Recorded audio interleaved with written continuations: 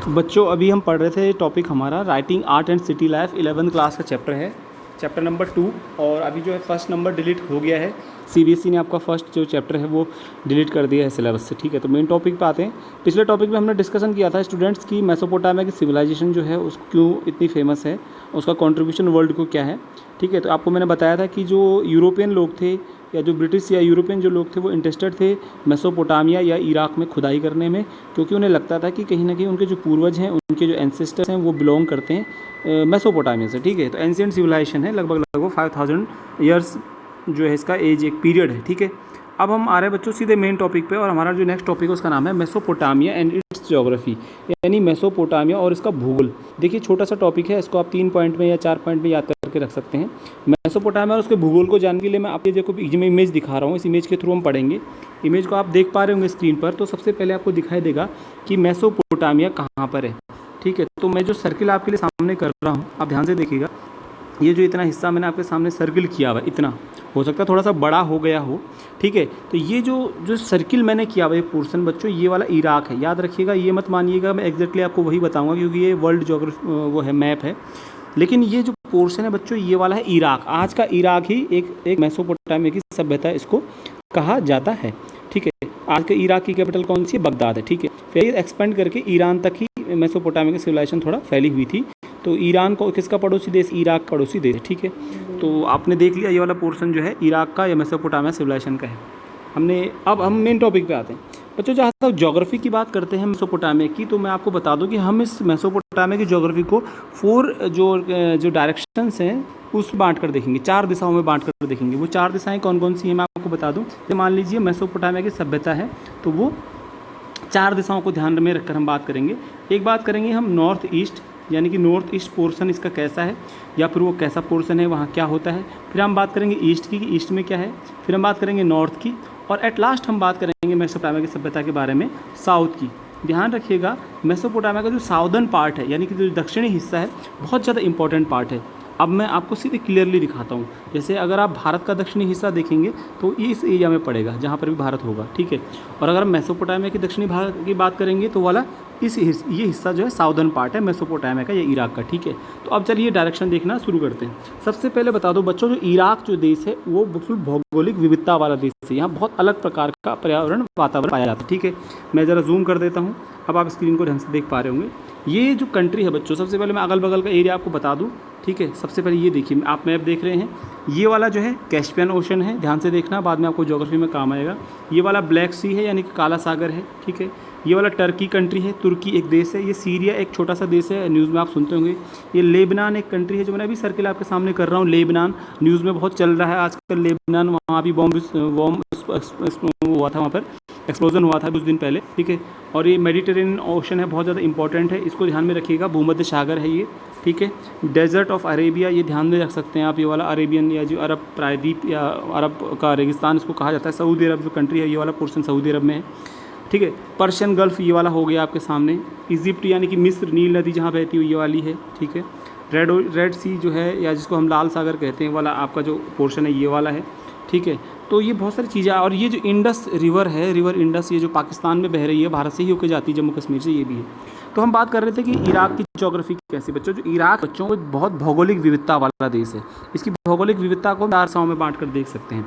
सबसे पहले इसकी भौगोलिक विविधता की बात करेंगे तो यहाँ पर जो एनसीईआरटी ने शुरू किया है नॉर्थ ईस्ट से शुरू करा हुआ है। कहाँ से शुरू करा हुआ है? नॉर्थ ईस्ट से शुरू किया, यानी कि इसको कहते हैं हम कि उत्तर पूर्व। नॉर्थ ईस्ट को क्या कहते हैं बच्चों? उसको कहते हैं नॉर्थ ईस्ट, मतलब उत्तर पूर्व। तो हम उत्तर पूर्व दिशा देखेंगे। आप मानिए शुरू कर सकेंगे, आप मान लीजिए ये वाला पोर्शन आपका इराक का है, तो ये पॉइंट आपका नॉर्थ होगा। ठीक है, ये वाला पॉइंट साउथ होगा, ये वाला ईस्ट होगा, और ये वाला वेस्ट होगा। ठीक है, ये वाला पूरा पोर्शन जो है, ये वाला पोर्शन जो है, ये भी अपने आप में मतलब मैं इसको कम्प्लीटली ये वाला जो पोर्शन इसको वेस्ट कह रहा हूँ। ठीक है, तो जो इराक है इसका जो पहला पार्ट है नॉर्थ ईस्ट पार्ट है। नॉर्थ ईस्ट का मतलब बच्चों, आप नॉर्थ ईस्ट की बात जब हम करते हैं तो ये वाला पोर्शन, ये वाला पोर्शन, ये वाला जो पोर्शन है, ये वाला, इसको कहते हैं नॉर्थ ईस्ट। आप दिशा देख लीजिएगा, अगर आप ऐसे इसको खड़ा करते हैं तो नॉर्थ ये हो गया, और ईस्ट चूँकि इस डायरेक्शन में होता है, ये वाला पोर्शन, ठीक है। तो इराक का जो नॉर्थ ईस्ट वाला जो पोर्शन है बच्चों, ये पूरा ग्रीन एरिया है, हरा, बिल्कुल हरा भरा क्षेत्र है। यहाँ पर ऊंची नीची पहाड़ियाँ हैं और यहाँ पर जो है पेड़ होते हैं। इसके अलावा बिल्कुल पहाड़ियों वाला क्षेत्र है, माउंटेनियस रीजन है। यहाँ पर झरने हैं, यहाँ पर बिल्कुल फूल खिलते हैं, जंगली फूल, ठीक है। यहाँ पर अच्छी बारिश होती है।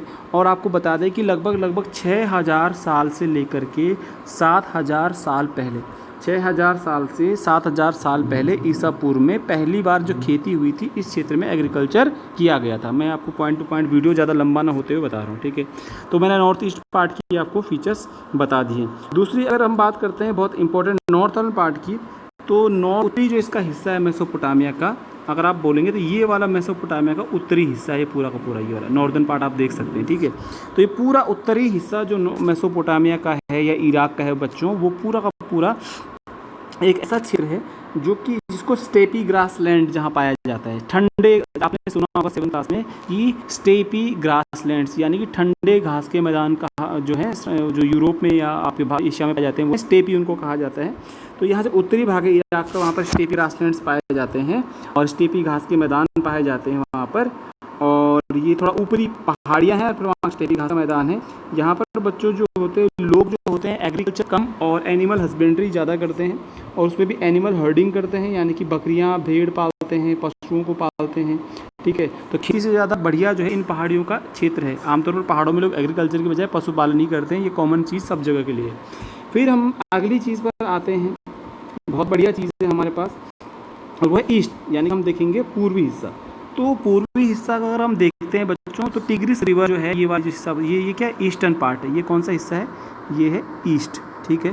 तो ईस्ट भाग, जो उत्तरी भाग है मेसोपोटामिया का, वो हिस्सा जो है बच्चों, यहाँ पर जो है यहाँ से बहुत सारी जो है रूट्स निकलते हैं, यानी कि यहाँ से बहुत सारी ट्रिब्यूटरीज निकलती हैं। देखिए ट्रिब्यूटरीज निकल रही हैं धीरे धीरे करके, नदी आ रही है और ट्रिब्यूटरीज यानी छोटी छोटी सहायक नदियाँ निकल रही हैं। और ये सहायक नदियाँ किससे जोड़ती हैं? ईरान से मेसोपोटामिया को जोड़ती हैं, है ना, connect the Iran from the Mesopotamia. तो आप ध्यान से देख पा रहे होंगे, अगर ये रिवर बहती हुई आ रही, ध्यान रखिए टिग्रिस रिवर आ रही है तो ये गई ब्रांच, ये गई ब्रांच, इस तरह से कर पा रहे होंगे।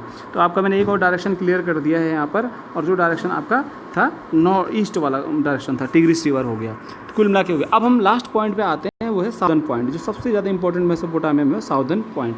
साउदर्न जो हिस्सा है मेसोपोटामिया का, जो दक्षिणी हिस्सा है, ये मैं पूरा सर्कल कर रहा हूँ और इसको मान के चल रहा हूँ कि मेसोपोटामिया है। तो आप ध्यान से देखेंगे तो जो दक्षिणी हिस्सा है, दक्षिणी हिस्से का मतलब होता है ये वाला हिस्सा। इस हिस्से में ही अर्बनाइजेशन मेसोपोटामिया में या इराक में सबसे पहले हुआ था, ठीक है। तो हुआ क्या, इस हिस्से में क्या होता है, जो यूफ्रेटस यानी कि दजला, फरात नदियाँ बहकर आती हैं, उनकी जो सहायक नदियाँ हैं या उनकी जो कैनाल्स हैं या उनकी जो नहरें हैं निकाली गई, तो धीरे धीरे करके वो अपने साथ जो नदियाँ थी अपने फर्टाइल सॉइल लेकर आई, उपजाऊ मिट्टी लेकर आई थी, सिल्ट लेकर आई थी, गाद लेकर आई थी। और जब जब बाढ़ आती है तो इस दक्षिणी रेगिस्तानी भाग के किनारों पर गाद बिछ जाती थी, ठीक है, ऐसे बिछ जाती थी और यहाँ पर फर्टाइल लैंड का एक जो है वो हो गया, एक फॉर्मेशन हो गया, ठीक है।